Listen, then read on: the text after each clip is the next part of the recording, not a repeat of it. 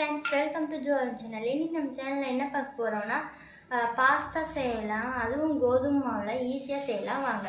அதுக்கு ஃபர்ஸ்ட் கோதுமை மாவை சப்பாத்தி மாவு பதத்துக்கு இது மாதிரி பிணைஞ்சு வச்சிருக்கேன். இத ஒரு பெரிய உருண்டையா எடுத்துக்கோங்க. ஃபர்ஸ்ட் சப்பாத்தி கல்ல கொஞ்சமா மாவு போட்டு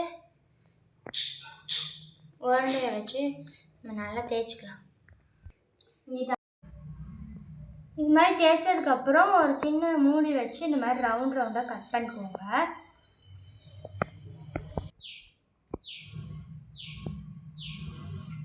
கட் பண்ணி வச்சுருக்க பீசஸை பாருங்கள். இப்போ எல்லாத்தையும் கட் பண்ணி முடிச்சாச்சு. இப்போ நான் செய்கிற மாதிரி செஞ்சுக்கோங்க. ஃபஸ்ட்டு ஒரு ரவுண்ட் எடுத்துகிட்டு அதில் இந்த மாதிரி இந்த ரெண்டு சைடும் ஒட்டிட்டு அப்புறம் இந்த ரெண்டு சைடையும் இப்படி மடக்கி விட்டுருங்க. இப்படி ஒட்டினீங்கன்னா உங்களுக்கு ஒரு ஷேப் மாதிரி கிடைக்கும். இது மாதிரி தனித்தனியாக செஞ்சு வச்சுருங்க. இப்போ பாருங்கள், நம்ம இது மாதிரி எல்லா பீசஸும் செஞ்சாச்சு. வாங்க போய் செய்யலாம். இப்போ நம்ம ரெடி பண்ணி வச்சிருந்த பாஸ்தா நல்லா இருக்கு. அதனால் இதை 2 minutes வாட்டரில் வேக வைக்கணும். இதை எல்லாத்தையும் ஒவ்வொன்றா இதில் போட்டுடலாம். கரெக்டாக 2 minutes ஆனோடனே ஸ்டவ் ஆஃப் பண்ணிடுங்க. இப்போ 2 minutes ஆயிடுச்சு. இப்போ இந்த பக்கம் இன்னொரு பாத்திரம் ஸ்டவ் ஆன் பண்ணி வச்சுட்டு அதில் கொஞ்சமாக ஆயில் விட்டுக்கோங்க. சிம்மில் வச்சுக்கோங்க.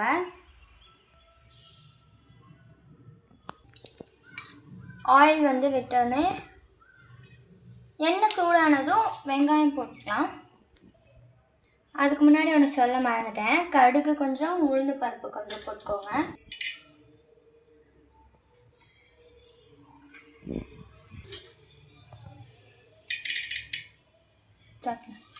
இப்போ கருவேப்பிலை கொஞ்சம்,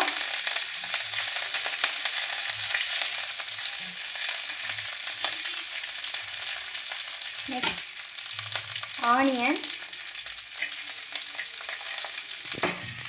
சேர்த்ததுக்கப்புறம் நல்லா வதங்கணும்.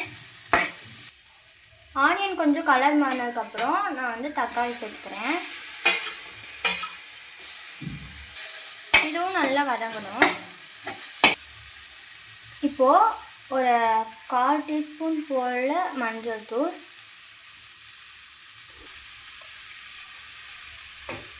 நெக்ஸ்ட் மிளகாய் தூள் 1 டீஸ்பூன்,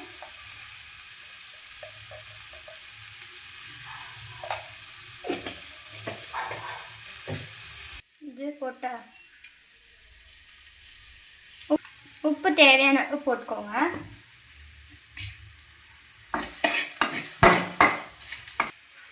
இப்போ நம்ம வேக வச்சிருக்க பாஸ்தாவையும் இதோட சேர்த்துக்கலாம்.